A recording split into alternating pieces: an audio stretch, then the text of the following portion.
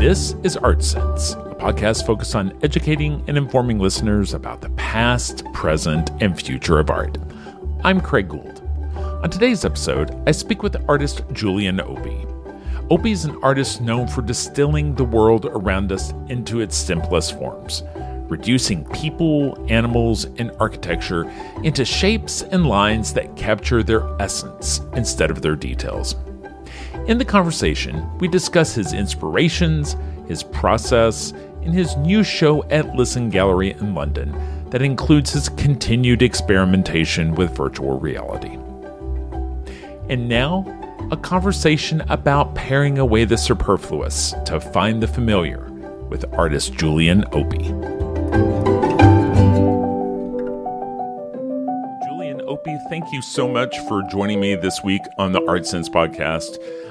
Julian, a lot of times with artists, I like to start with a hypothetical. If you're sitting at a dinner party next to someone who has no idea who Julian Opie is, and you try to describe to them who you are and what your work is, where do you start to describe what you do? Well, I'm always a little tentative about saying or admitting that I'm an artist. It always sounds like a presumption. It's like saying, I don't know, I'm a rocket scientist or something that requires a certain amount of presumption to think that you are, in fact, an artist. I think in a lot of people's minds that in itself is a claim. Of course, it isn't. You can be a terrible artist, just what you spend your time doing. But the next thing I often do is to say that I'm a sculptor, because I feel for people that seems to satisfy some kind of sense of definition. Of course, we know it doesn't really make much difference what you say, and that almost everything can be defined as sculpture if you want to look at it that way. I think I came from sculpture. It makes more sense to me, the idea that you're just making stuff, making things. Quite often they're rectangular panels that hang on the wall and have some amount of paint on them, but I've never really thought of myself as making paintings. That seems to me too specific. And too historic an idea. Paintings have existed for a fairly short amount of time, and even the walls on which they sit on have existed for a fairly short amount of time in the grand scheme of things. So sculpture seems like a good place to start. I often mention that I make animations as well, because I think although the majority of my work probably isn't actually animated, there's a sense of connection to movement that is pretty central to the work, and a lot of it is animated. A lot of the public works I make are animated in the sense that they actually move, and I found that that's a way of engaging people. And if this hypothetical person at the dinner party isn't that involved in the art world, then an animated image is probably something that's more likely to feel approachable. The fact that it moves gives you something to look at, gives you a story immediately without having to think, well, what is that? Or why is that there? Or what does it mean? None of those questions I think are very interesting. More interesting is just like, oh, it's big, or I like that, or I don't like that. That seems like a more interesting response. What else would I tell them? I work on the computer a lot. That seems to define things for people. They want to know whether you actually make something yourself. And there's often a look of slight disappointment when I mention computers, or the fact that I don't actually build things with my hands anymore. I used to. It simply became a lot more efficient to be in a more sort of artistically managerial kind of position, perhaps like an architect who doesn't really want to be laying the bricks, because that would kind of hold you up and hold up the process. And there's a loss in there to a degree. I can see that, but there's also a lot to be gained. Every now and then I plunge back into trying to make something myself, and I'll do it for a bit, but I quite quickly want to withdraw and just design the whole group of next ones and get someone else to actually do the handiwork. What else would I tell them? I work in a studio, in a sort of fairly warehouse workshop type of environment. It's a 19th century studio in London where they used to make furniture. So there's a sort of sense of craft level of activity. I don't run a huge factory, and I don't work in my bedroom.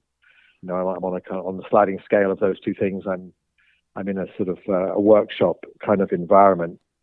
Although, having said that, quite a lot of the projects I do are beyond what we can actually make ourselves. I use factories around the world, in Korea and in London, in order to move away from that domestic kind of scale and to use technologies that are sort of too tedious to either learn or get the machinery that you need to undertake.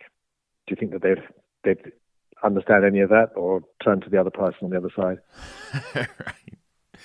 So in your studio, help me delineate where that line is between what your team can accomplish and what winds up going to a fabricator. Are there like CNC routers and you're able to do paintings and coatings versus shaping? And is it a matter of scale?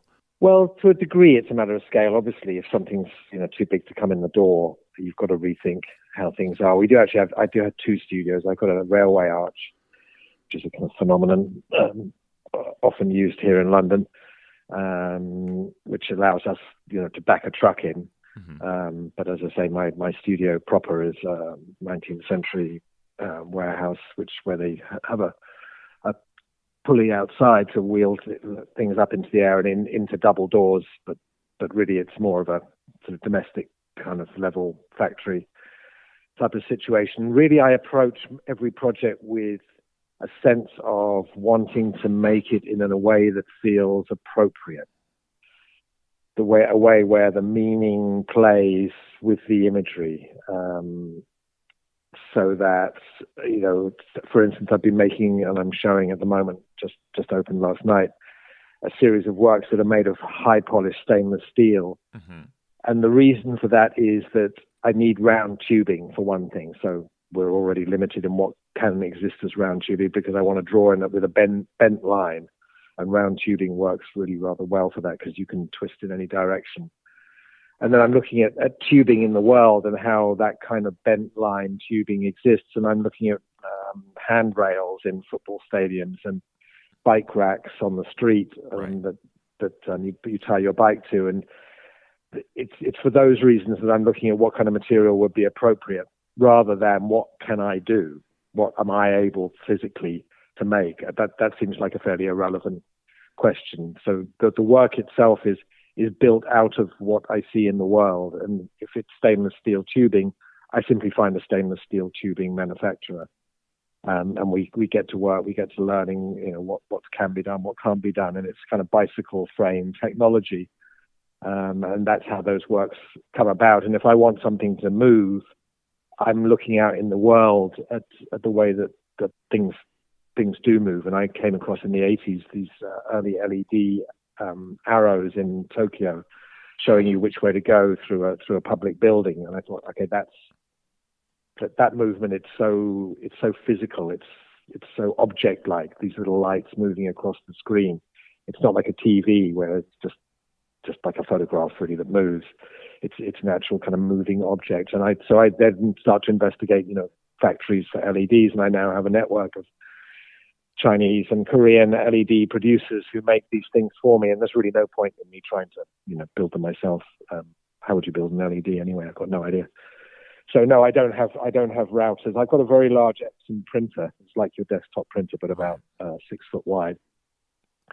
And that allows me to both make tests of very large things and sometimes actually produce works straight off that. It's archival ink. It's as good as any silkscreen print in a lot of ways. And there's a few hand systems I do use.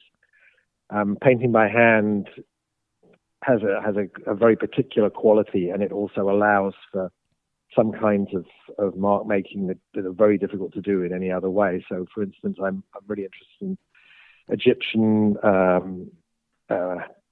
objects, art, and the way that they often made, particularly outdoor imagery, was to carve into the stone and then paint into that carved stone. And that gives, particularly with raking desert sunlight, it gives a kind of shimmering magic to the image. It also means that you can touch up the paint really easily.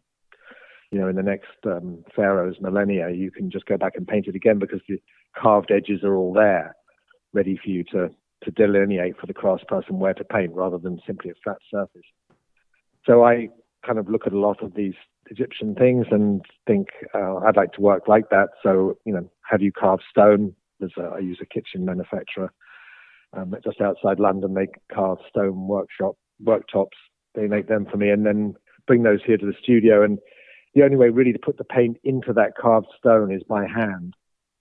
There just aren't other techniques that really allow for that rather odd and difficult way of painting. So I hired a couple of painters, and for a couple of years they've been painting these images into the carved stone. So I hope that sort of describes a little bit the way that I go about working.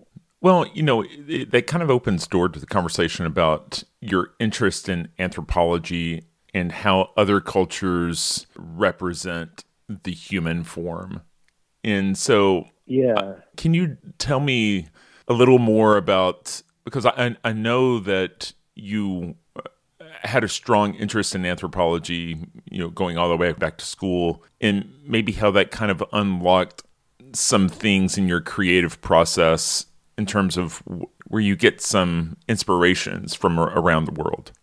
Yeah, I do notice that. I collect quite a lot of art myself, and obviously look at a lot of art, and 90% of the art that I collect seems to be of people. I'm not really quite sure why that is, and it may be that if you totted up the entirety of art in existence, that 90% of it is of people. Probably if you extended that to people and other animals, I think that might be true. I do spend a great deal of my time depicting humans myself. I do often stop and wonder why and how can I get away from doing that. I've got a project at the moment to draw toddlers, which is one way of sort of shifting within that, but to somewhere slightly else. And I do draw a lot of animals, non-human animals as well.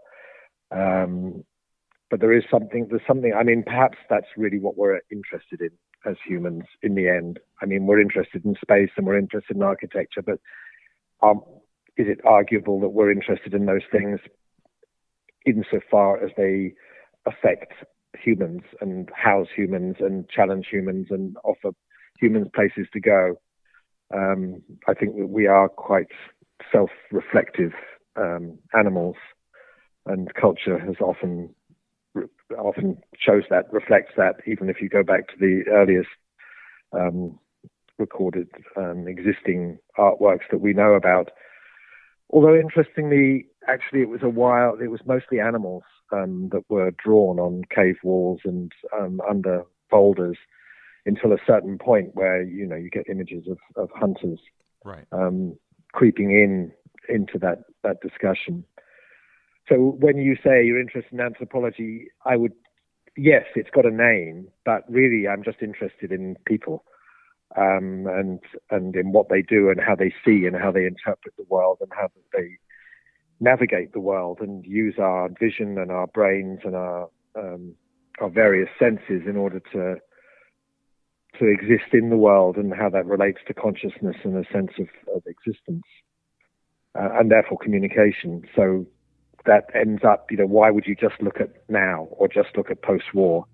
That makes no sense to me. If you find images carved on the desert walls in Egypt that were made some 4,000 years ago, it seems just as sensible and normal to get excited and challenged and interested in that. In fact, in some ways, I feel that the distance opens up a lot of things for me. The feeling that that's not, these are people who lived in a world that wasn't dealing with all the same things that I'm dealing with, gives me a kind of a broader interest, perhaps, in those things. I'm not articulating that terribly well. I'm sitting here on a sofa in front of, or just below, really, 5 statues from Vietnam, from the Jorai tribe, who live in Highland, Vietnam. And they're images of crouching humans that used to be in the jungle around perhaps a tomb, showing kind of ancestor figures. And I've not been to Vietnam, and I've certainly not been to the Highland jungle of Vietnam. and yet they make these things make a lot of sense to me at the same time as being quite distant and strange. And they've affected a lot the way that I've been drawing these stainless steel sculptures that I mentioned before, and the idea of these bent limbs and kind of crouching figures excited me a lot.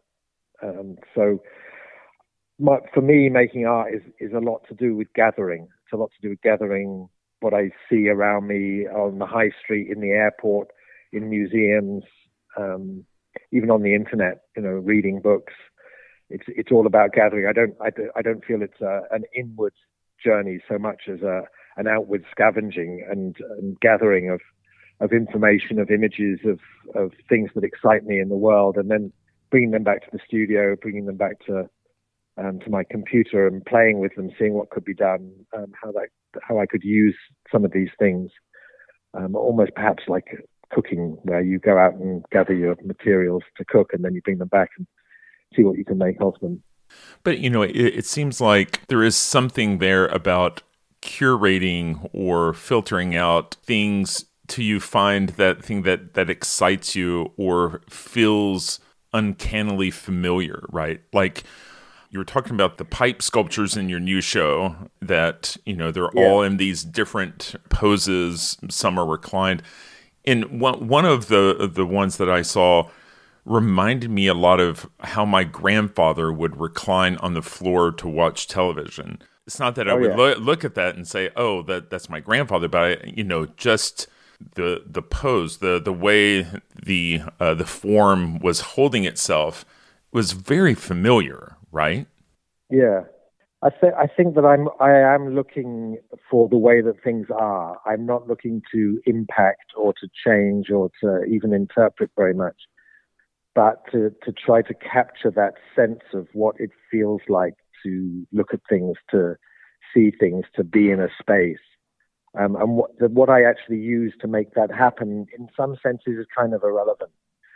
I draw people from all over the world, and quite often I'll draw people at the place I'm going to do the show next, because it doesn't matter to me whether they're Icelandic or South Korean. What matters is how I could then manipulate it and then use it. So when I was walking around parks during the COVID period and everybody was out in the summer parks in small gatherings of groups, I saw something there which felt really familiar. You could sort of feel yourself into the poses of all these people sitting on the ground, but they also made these fantastic articulated drawings in space of these, obviously there are skeletons inside those bodies, and our bodies work in certain ways with the bones leaning and twisting in very familiar ways. So I didn't want to tell anybody what position to take up. What I wanted to do was to surreptitiously photograph the way that people classically do lie down. And I think there's a kind of joy in that sense of recognition, even though I put that information through a whole load of processes of 3D scanning models in my studio and then getting bicycle factories to build those out of tubing. You still get that kind of almost like the smell of something that brings you immediately to that familiarity of how people collapse on the floor and read a book or look at their phone leaning against a wall. You can feel yourself in that. You can feel the familiarity of that. And I think that kind of, it's a difficult thing to locate. I can only locate it by playing around, by trying all sorts of different possibilities, by testing and rejecting and accepting. I don't have a set formula. I just keep pushing it around, trying different materials, different colors, different surfaces, different scales, until something has that real sense of reality. I think trying to kind of locate that sense of what feels real. I don't know if you ever get this sensation when you're like falling asleep and you just, maybe even your eyes are shut or they're open, but you just get a sense of the world around you being so familiar, almost like the inside of the top of the roof of your mouth with your tongue. It's like you can't see it, but you know what it feels like. It's such a familiar thing. It's almost like your own smell. And it's that sense of attachment and drawing of the world around you that I'm looking for. You mentioned there how you will analyze movement, you'll record how people move in these different spaces around the world. And you were talking about, including movement of people that are specific to where you're doing shows. Do you notice that people move differently in these different locations? Is there a different pace? Do people hold themselves different? Does it allow the people in the areas where those shows are to more easily find that familiar connection that we're talking about? I think that is true. It's a complicated issue, I think, because there's a perhaps not 100% appealing quality of humans to like to see themselves reflected in everything rather than anything strange or unknown. Is that unappealing? I'm not sure. I often am surprised that people in far away places would rather, seemingly to me, rather see images of the familiar, of buildings that come from where they live and people that are dressed and the same as what they are. You think in a way that one might want to see the opposite. And I think that there is that element too. It's not a dead set thing, but there's a sense of people feeling quite comfortable, I think, or feeling pleased by the idea of seeing themselves, really. That maybe not specifically themselves, but sort of themselves in a broader sense. And I'm not sure what that means. I play to it. On the other hand, I'm showing at the moment in London some of the people from a recent project I did photographing people in Busan in South Korea. And that seems to be going fine. In terms of your question as to differences, I certainly noticed differences in dress, and obviously people in Boston dress very differently from people in Mumbai, and it leads to a very different painting. And I play that up, in terms of the background color. I'll think of a color that for me kind of symbolizes walking around Mumbai. And likewise, Boston, and I kind of enjoy and celebrate the sense that in the winter everybody's got coats on, and that in terms of the composition of the paintings, you get this very pumping kind of imagery of big coats and bags pushing out at the edges of the canvas and pushing against each other. There's not much space in between. Whereas if you photograph people in Melbourne during the summer, everybody's got flip flops and shorts on. Right. And so the painting kind of opens out. There's a lot more space in between the limbs, and there's a lot more flesh color. And I like that sense. I think Andy Warhol said that if you've got to make a decision, something's wrong. And I like the sense that the color scheme it's not my decision. It's what people wear in Boston. It's not my decision. It's the color of the people that are walking down the beachfront in Melbourne. And therefore I can allow the logics of the works to come out of the situation that I'm drawing. So for a long time I felt, okay, I should go around the world and draw everybody, every city, every place, every weather part of the world that I could come across. I did do that to a degree. Obviously that's a pretty large project. But then recently I was noticing that over the year of working that just at the end of my street, there was this amazing palette that I was slightly missing out on of the changing seasons and the times of day and the weather.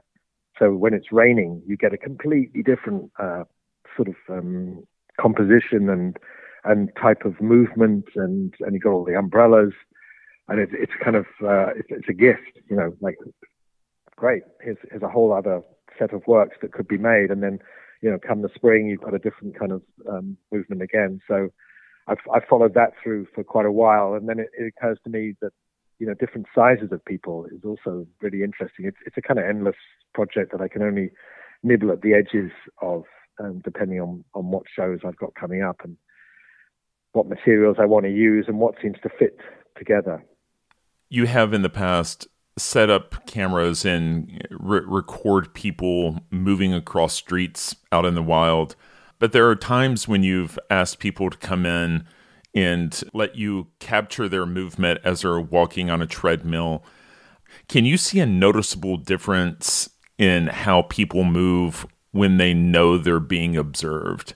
Or is it a matter of like, like the portraitist, when they have somebody sitting for them, it's just a matter of time before the person, that model or the subject, settles in to who they really are? Does that question make sense? It does, and it's a big conversation and something that I think about a great deal. For a while, I was collecting 17th, 18th century portraiture, and the kind of thing when you go to a museum and there's a lot of brown canvases with gold frames and people looking out into the space. I've always loved those kind of paintings. I grew up in Oxford, where there's some fantastic museums that have a lot of those paintings hanging in them, like the Ashmolean, famously. And then we come up to London and go and see museums. And I would like to stand in the doorway of the museum rooms rather than actually entering, and just scan the entire room and see these golden framed rectangles of brown, and all these people kind of gazing out from the past and history into the space. If you think about it, those paintings were probably hung in quite dark rooms. They didn't have electric lights and candles. They would have been very present as humans in the space, perhaps with an equal sense of presence to the real people in that space. And there's a very strong sense that that's the purpose of those works, was presence, and that generally those people are looking at you. They were painted, with the people sitting in front of the artist over a period of weeks or months, and generally that you can feel the relationship between the artist and the sitter, and then you become the artist in a way, because you're the audience in the position of where the artist was standing in the first place. And there's that sense of being looked at, looking at the person, looking at the El Greco, looking back at you. It's a very powerful, sometimes uncanny quality. Compare that to an Egyptian figure drawn from the side, striding past you. They don't care about you. You're like a kind of, you hardly exist. You're a lucky audience that gets to glimpse this image of activity, of life. And I like both of those routes, and I've used them greatly. I've gone deeply into portraiture of people looking straight at you and posing in order to reflect and push their sense of themselves out to you. But I'm not really doing that so much these days. I'm tending to be more interested in that second category I described, where you're kind of looking onto the world, you're looking onto activities of people who are going about their daily business. They're doing what they're doing. They're not in relationship to you whatsoever. And in that sense, the street is a much more viable and interesting undertaking. So I've stopped taking commissions for portraits. I don't really want people knowing that I'm looking at them, and quite often we'll sort of hide the camera on a traffic island. And we don't, when I say we, I get other people to do it as well as myself, especially because I can't travel all over the world to do this, especially in recent times. So I get them not to put the camera up to their head, but to put them in kind of waist height and pretend that they're really busy looking at their phone or something, so that these photographs are somewhat surreptitious. It's legal, I've looked it up. That gives me back thousands of photographs of an endless palette of one, and everybody is amazing. You've probably felt that too as you sit on the underground and look at the people opposite you. Everybody is like, oh, if I could have that person and that person and that person, they're all amazing in their own way. So it's a wonderful palette of possibilities that I can only kind of take a tiny percentage of back to the studio and work with. Having said that, it's actually really difficult to make a decent animation of someone on the street, because people are going up and down the pavements, they're leaning, they are wiggling around the people coming the other way, their heads are looking around. It's extremely technically difficult to get much great footage off the street. So as a compromise, what I often will do is to usually use my wife and daughter, who are very sociable, to stand on the doorstep of my studio and pay people £50 notes and get them to quickly sign a disclaimer and come into the studio. So I feel like they're fresh off the street. They've got all their street clothes on. They're not dressed to my demands, but I can control them and I can get them onto the walking machine, tell them to either take the coat off or not, or put their bag down or not. I can't draw people with rucksacks, and about 50% of people in the world wear rucksacks. And it's really not a fun thing to draw. Right. It's kind of floppy and shapeless and usually black. So getting them to take those off really helps. And then I get some really good footage. But the loss is that I've lost that smell of the street. On the street, they might be holding a coffee cup, and I can't get them to hold a coffee cup. That would feel too self-conscious. I can't go and buy a coffee and say, "Could you hold this?" Right. No, I don't know why. What would I get? A cigarette, a coffee cup, a mobile phone. I'd much rather just use what they see coming from the world. So if you see an image of mine that's quite stripped down, in the sense that they haven't got anything in their hands and they don't have any bag and stuff, it's quite likely that would have been drawn in the studio. But there are advantages to that. I can make a much cleaner composition without all that paraphernalia. Additionally, so for some projects, it makes sense to have people in the studio. I still tend to use strangers, but I can use friends and family if necessary. I am working on a work at the moment, which may or may not actually function for the next show, where I'm going to use real people in the exhibition. They're obviously going to have to be sort of volunteers or paid volunteers, or members of students or something who'll come and function within. So if you can imagine a painting where instead of me drawing people and putting those people into the painting of people walking, I'll actually just have people walking, and I'll put them on walking machines, and have a rectangular square or rectangle of color behind them, and then compose these walking figures in front of the painting. And then if anybody coming to visit the exhibition wants to join in and be in the painting, they can step up and take over from that. That's the plan anyway. It's an ambitious plan. I'm not quite sure how sensible it is or even feasible, but it just seemed like a logical step in a way, because all I'm doing really is taking images of the people on the street, almost like stealing their shadows, and putting those into compositions and paintings. So why not take the actual person? It makes me think that it's even more possible today in terms of how technology is evolving, instead of rotoscoping, to be able to do motion capture, right? Is that something that you've considered, moving to actually having those sensors or reference spots on someone and kind of constructing that digitally versus rotoscoping, or is that already part of your process? I don't really rotoscope. I do 3D scan. It's a very neat way of getting very good material into the computer to work with. Photographing is problematic when you want to get a lot of three-dimensional information into a program where you can manipulate it and use it, because the photograph distorts so much, whereas a 3D scan you can either put distortion in or take it out. So for those stainless steel images that I was talking about earlier, those were 3D scanned because the photographs were useless. If you take a photograph of someone from down low near their feet, they appear to have enormous feet, obviously. And that's very unuseful for trying to make a sculpture. You can't measure. So we were measuring the feet and measuring the limbs, and it was all getting very complicated, whereas the 3D scan, perfect, I've got it all. I'm somewhat resistant to getting too involved in very high-tech rotoscoping and scanning. I don't know, it just slightly exhausts me, and if I can do something in a simple way, I would generally rather. So I animate in a pretty old-school fashion, frame by frame, like Disney or Studio Ghibli or whatever. And it's served me well. I'm not rejecting any other technologies, and I can see that rotoscoping is pretty amazing, and certainly gives you that uncanny sense of bringing the reality of the situation out. I don't really want to dazzle people with technology, though. I think there's a danger of that taking over the experience of the artwork. You're just like, oh my God, gee whiz, that's amazing that it exists. And that's fun for a while, like fireworks, but it kind of gets a little dull after about 20 minutes.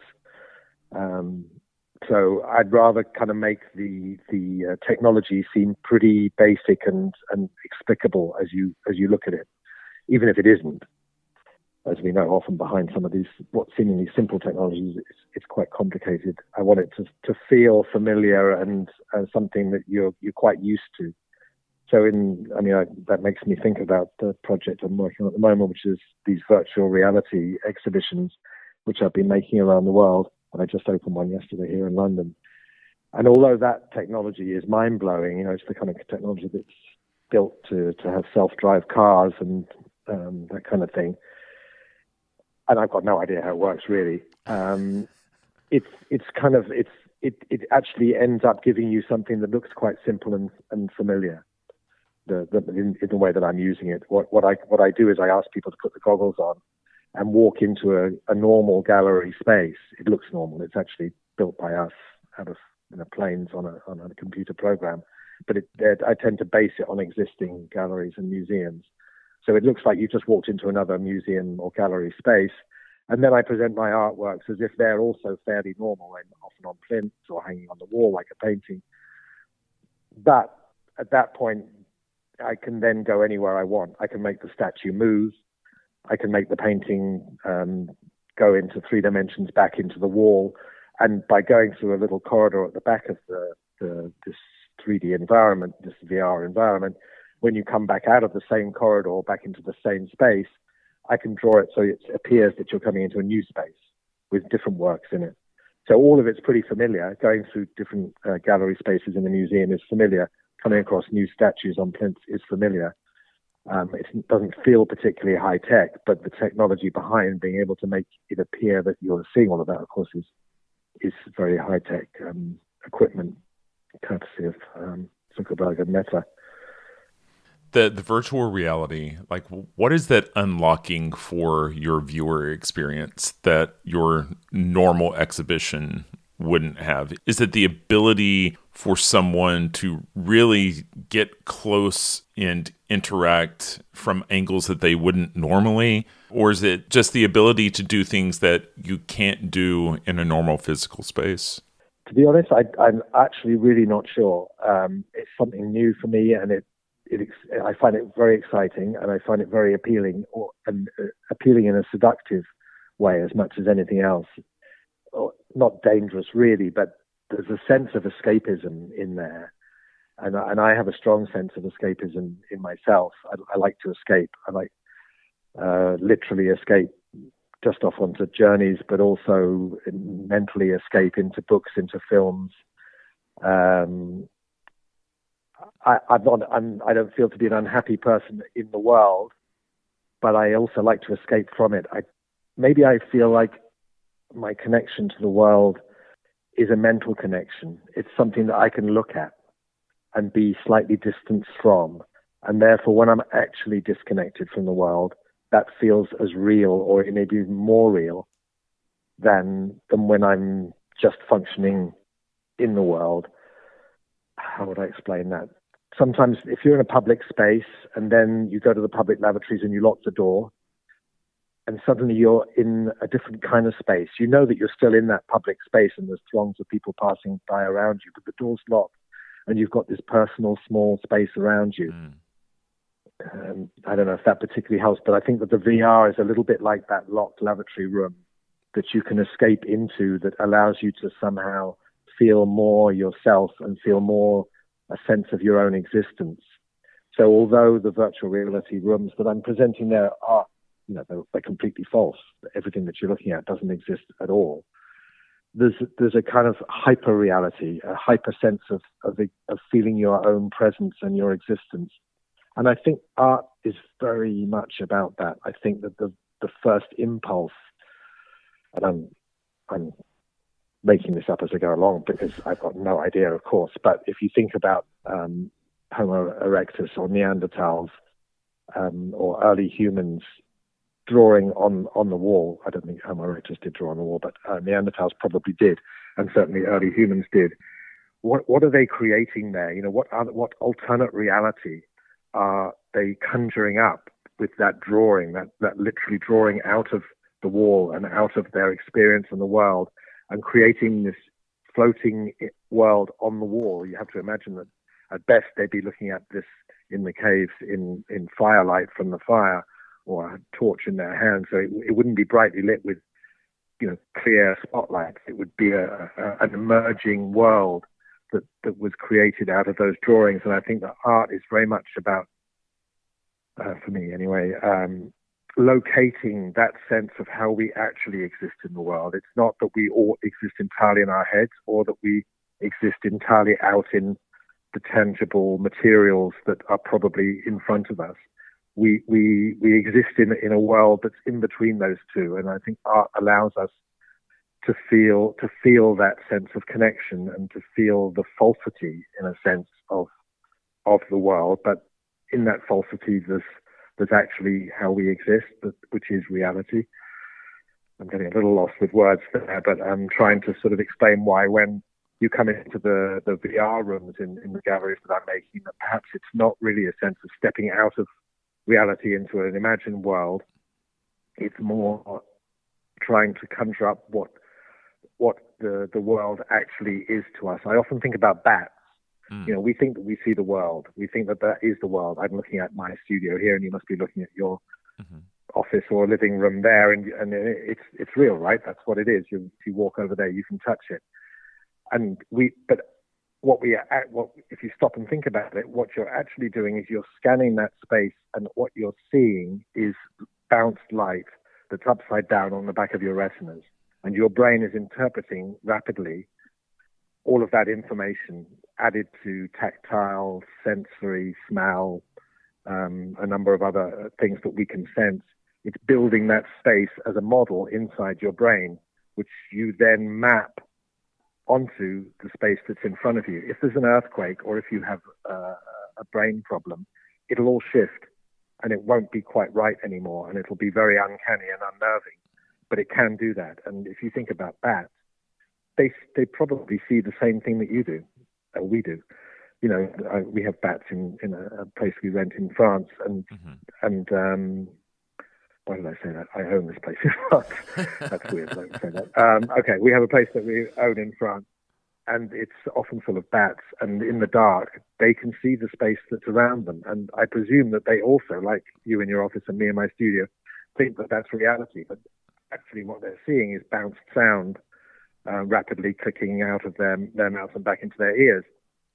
So this sense that we know reality, that we see reality, is something that is constructed, and the bats also construct that in their heads, and probably they see in color in some sense. But what would that color mean for them? I imagine perhaps it might mean texture, so that something fluffy looks red and something smooth looks blue. And we think we see color, but actually what we're doing is we're looking at wavelengths. And our brain interprets those wavelengths as color. And I'm not a scientist, but you can imagine how that conversation would go. So, have I explained VR at all there? I'm not quite sure. It excites me a lot because I can see the possibilities there. It scares me because it's such a huge landscape and it sort of realigns everything that I've done, but it feels like it fits. I find myself thinking as I look at the works that I've made over the years, I can imagine how I could use some of these projects in the VR and take them to places that I had felt I couldn't go any further with the actual objects. Of course, you don't have gravity in VR. You can have any material you want. You can make things float without having to stop them falling over or fall to the floor. There's a lot of rules that don't apply. And although I tend not to break them too much because I want to keep that sense of, as you call it, uncanny reality, it's certainly the case that I can make a steel sculpture in VR and make it move, which is pretty hard to do out in the real world, without an awful lot of cogs and mess. Part of what you've done in the past in terms of creating immersive experiences and also in this VR space is including sounds. I don't know if soundtrack is the right term, but you tend to, at least in these exhibition spaces, have music or sounds that accompany and heighten the viewing experience. And I know you've commissioned a piece of techno dance music to go along with a piece in the VR exhibit. Can you talk a little bit about how sound is a component that you add to your practice to heighten that immersiveness? Yeah, well, as I explained with the bats, our understanding of our surroundings is built as a highly evolved system defensive system to exist. And our sense of touch and smell and sound is all there to enhance our ability to deal with the world and to survive, obviously. When it comes to art, I always felt that it was exciting and fun to let go of the presumptions of what an artist did. So, I always felt that at art college that I would poke fun, back in the 80s, that the idea that artists should make paintings. I used to draw with a brush dipped in ink. I would draw canvases on the wall with the nail and the shadow of the nail and the string up to the nail, like a cartoonist drawing an art exhibition on the wall, but there would be no paintings in these frames. The artwork itself would be the process of, a drawing of art. And that kind of sense of being open to any possibilities in order to create the artwork. It seemed sensible to use whatever senses one might be able to get hold of. In my degree show, I actually went around spraying air freshener every day in the gallery space, as well as having the artworks and a soundtrack in there, just to try to kind of push this idea that you become hyper aware of all of your senses, even if it wasn't the right smell. In that case, and I've not repeated that experiment in terms of smell, because that seems like a step too far to me, really. But I remember doing a series of Japanese landscapes, looking particularly at Hiroshige and Japanese woodblock prints from the 19th century, and I kind of tried to mimic those in a way by driving around Japan and taking photographs and then turning them into animations where all the elements within the composition would move. So cars would move, birds would fly, water would ripple, all of which is possible now with technology. And I included rain in some of them, as Hiroshige often famously would, have rain across the image of the landscape. And it's actually quite difficult to draw rain. It's quite, what do you see? Do you see black lines as Hiroshige would draw? Not really. But do you see white lines? Well, kind of not really either. And are they dotted, and how fast do they move? And I struggled with this for quite a while. And then I recorded some rain sounds and put them in, and it looked like rain. It didn't matter what you did. You could do black lines, white lines, red lines. Just your brain immediately said rain. And you can see that when you watch cartoons or even just normal TV and turn the sound off. The reality level drops, by 50%. It's that sense of the sound coming off something is so much part of our understanding and reading of the world. So that seems like a kind of an obvious thing, but not for every project. Some works it's kind of a relief just to leave them as they are. But certainly when I was looking at this dance project, it seemed like a dance movement without music is, you'd have to say, I don't know, toast without butter, or one of those phrases about beef without mustard. It looks really weird if someone's dancing without music, and it seemed almost like it actually had to be. It's not the easiest thing to add sound to artworks. It drives the gallery people mad to have that sound playing 24/7 for a month, and for collectors or museums, it's not entirely easy to have that sound. It sounds very intrusive. You can't turn it off by turning away from sound. It's still there. So it's a difficult thing to use, much more difficult than an image in many ways. But I personally have sound on most of the time when I'm working, and I quite often have repeated sound. My family teases me about the fact that I sit there listening to CDs of rain sounds or spa music or wind chimes. I like the idea of music that has no beginning and no end, just sound. I find that very calming and engaging. I think of Warhol's films where Sleep and Eat and his portraits, where there isn't really a beginning or an end or a narrative. It just is. It's just there. It's movement. It's a moving image, but it's not a story. It's not a film. I've always approached films in that way. My films, artworks, they don't have a beginning or an end. They're often even not looped. It's possible with computers to have algorithms where it simply keeps making decisions. So, for instance, I'll draw a crowd of people walking, and one person will come into the screen, another person will leave, and they'll crisscross. And it's not a loop, it's an algorithm which just tells randomly the group of people who are waiting on the side of the painting, figure A, move across, and then figure B, move across, but back the other way. And then figure B, be in front of figure A, and then another algorithm will say, okay, now figure A, be in front of figure B. And so I end up with this composition, which is, it's endless, and it's a film, but it's got no beginning or end or story. And I like the sound to function in the same way, so that became necessary to actually commission musicians to make me sound loops.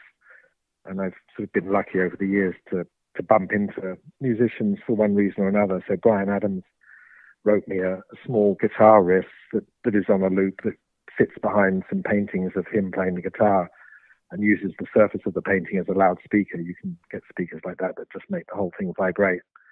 And then I worked with a musician called Max Richter, who's a really great contemporary classical musician who writes a lot of film soundtracks. And I did an album cover for him, and in return, he wrote me a little piece of music, which I've used in a similar way. For this dance project, I really needed to manipulate things much more than simply asking someone for a piece of music. So I used a young musician called Archie Wingate, and we looked at and listened to a lot of dance music from the appropriate era, which kind of 2010s, and I got him to amalgamate and play with some of those themes and sounds and make these soundtracks rather than songs, because they have no beginning or end. They run continuously and they're in time with the dancing figures, so that you get a kind of full experience painting. It's moving, the music's emanating from the surface of the painting, which is actually an LED screen, but it's hung on the wall like a painting. Julian, I really appreciate your time today. The current show is up at Lisson Gallery from, I guess, last night or today. Yeah. The opening was last night, so it's very fresh. Just going to say that the one thing with VR, that the way that I use it is, VR can function in a number of different ways, and the way that most people use it for gaming is to have two hand controls that allow you to move through space. But it's not as realistic, because your body isn't actually moving through that space. It's just your eyes and your head, your mind that moves through the visual environment. It's exciting and it's great, and I love it, but it does make you feel a little sick. And the reality level is medium. What I do is put those paddles, what they call paddles, away, and just put the goggles on and just invite people to enter a 9 by 5 meter space that's got 1.50 meter high walls, and just to wander around this space. You don't need to do anything. You don't need to press buttons or find keys, or you just need to go through the back corridor that says exhibition continues into another room, and that's all you really need to do. Do that repeatedly. And the only way that I know how to do that at the moment is that you do it on your own. You experience the entire experience on your own. You're in an empty gallery, maybe after hours. And that means that although I've got 2 spaces there, I can only get through 2 people every 10 minutes or so. So that's a kind of inherent limitation to the project. And it means that you've kind of got to book a time slot. So if you go online, you can book a time slot. If you turn up, you'll probably get in there anyway. People seem to spend about 8 minutes or so on average in the space, so that kind of leaves a bit of extra flexibility. But it does mean that, for instance, I'm doing this show in Busan, and I've built 4 of the booths in that site, because that allows me, to put 4 people through every 10 minutes and therefore increase the flow, because I hate queuing for artworks. I really resent it, and I end up feeling like, the experience was more about queuing than it was about the artwork. But, what can you do? At the moment, that's where the technology is. And I also quite like the idea and the feeling of being on your own, in that sense of going into the laboratory and locking the door.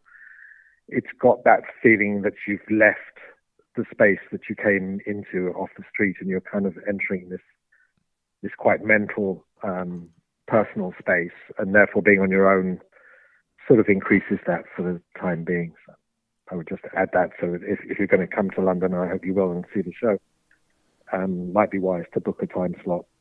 Again, Julian, I really appreciate you opening up and telling us about your motivations and what's in your head and how that winds up producing work that really makes us stop and consider and think that there's this note of familiarity and sentimentality to a lot of what we find in your work. And I really appreciate you giving me the opportunity to spend the hour with you. Well, thank you very much. Bear in mind that we had the opening last night and stayed up till 1 post-show party, so my articulation is not at its highest, but I hope I kind of managed to explain a little bit about how I go about thinking. No, it was great.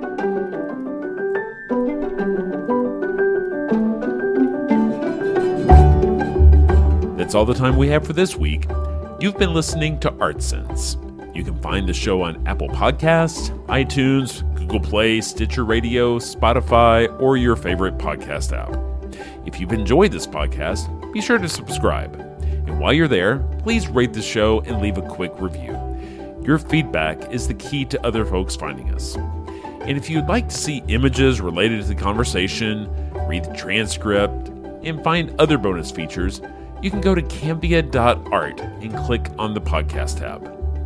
If you'd like to reach out to me, you can email me at craig@cambia.art. Thanks for listening.